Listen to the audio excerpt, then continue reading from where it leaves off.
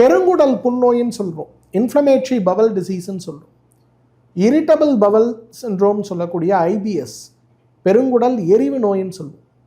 Ulcerative கொலைட்டிஸ்ன்னு சொல்லுவோம், பெருங்குடல் புண்ணோய். இந்த 3 நோய்கள் ஏற்படும் போது ஏதாவது ஒன்று ஏற்பட்டால் கூட நமக்கு என்ன ஆகும்னா, ஒரு நாளைக்கு 20 முறை வயிற்றால போகும். நீங்கள் எப்போவுமே டாய்லெட்டில் தான் உட்காந்துருக்க முடியும், வெளியிலேயே வர முடியாது.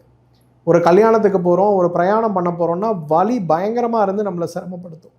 என்ன செய்கிறன்னு தெரியாத அளவுக்கு நமக்கு சிரமம் உருவாகும். அப்போ மருந்து மாத்திரை சாப்பிட்டா கம்ஃபர்டபுளாக இருக்கலாம். பொதுவாக இந்த மாதிரி நோய் இருக்கக்கூடிய பெண்களோ ஆண்களோ என்ன பண்ணுவாங்கன்னா, வீட்டை விட்டே வெளியில் வரமாட்டாங்க.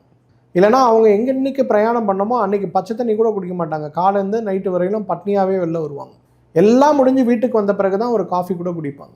மீறி எங்கேயாவது ஒரு காஃபியை குடிச்சிட்டாங்க, அவ்வளோதான், வயிறு கலக்கி கலக்கி மோஷன் போகிற மாதிரி ஒரு ஃபீலிங். மோஷன் போகிறதுக்கு இடம் இல்லைன்னா மன அழுத்தத்தை சொல்லவே முடியாது. அந்த மாதிரி இருக்கக்கூடிய irritable Powell syndrome, inflammatory Powell disease, ulcerative colitis சார்ந்த நோய்களில் இருக்கவங்க கூட இன்றைக்கு இந்த பரங்கிக்காயை உணவாக பயன்படுத்தும் போது இந்த நோய்களுடைய சிரமம் குறைவதை நம்ம பார்க்க முடியும். இன்றைக்கு வெறும் பரங்கிக்காயிலிருந்து எடுக்கக்கூடிய சாறு ஒரு 30 மில்லி, நல்ல தேன் ஒரு 10 மில்லி, இப்போ ரெண்டத்தையும் ஒன்றா கலந்து காலையில் வெறும் வயிற்றில் நம்ம சாப்பிட ஆரம்பிக்கும் போது வயிறு சார்ந்த, உணவுக்குழல் சார்ந்த, ஈரல் சார்ந்த, குடல் சார்ந்த, பித்தப்பை சார்ந்த நோய்கள் வராமல் தடுப்பது ஒரு பக்கம், வந்திருந்தாலும் இந்த நோய்களுடைய சிரமங்களை குறைத்து ஒரு ஆரோக்கியமான வாழ்க்கைக்கு நாம் செல்லுவது அப்படிங்கிறது சாத்தியமான விஷயம்தான். பெண் குழந்தைகளுக்கு இன்றைக்கு இந்த மஞ்சள் பூசணி அல்லது பரங்கிக்காய் ஒரு மிகச்சிறந்த உணவு.